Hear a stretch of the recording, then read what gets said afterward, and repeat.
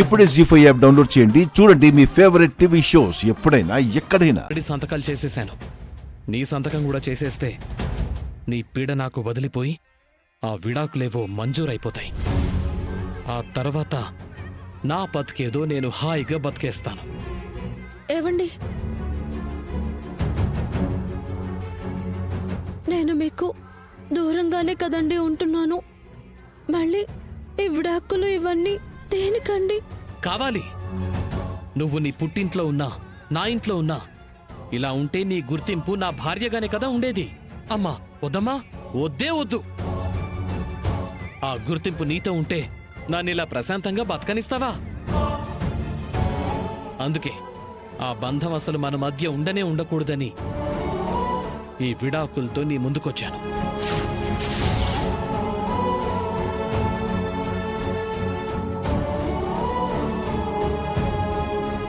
గుళ్ళో ఇలాంటి మాటలు మాట్లాడకూడదు, కానీ మాట్లాడేలా చేశావు.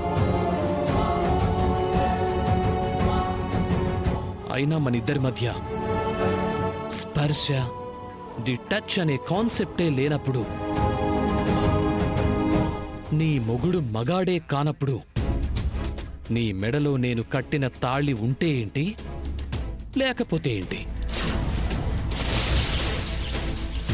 అందుకే ఆ తాళి మెడలో నుంచి తీసేసి నువ్వు పెళ్లి కాని కన్నెపిల్లలాగా నీ నూతన జీవితాన్ని తిరిగి మొదలుపెట్టు.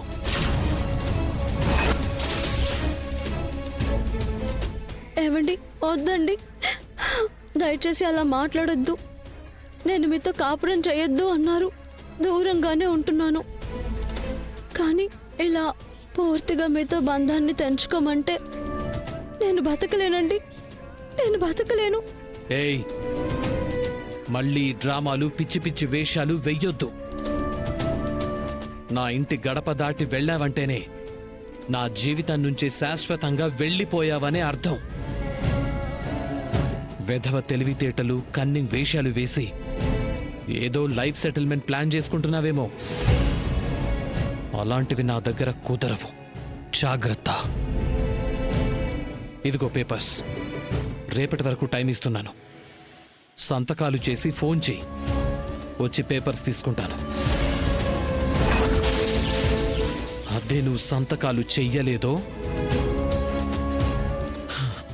నేనేంటో అప్పుడు చూపిస్తా.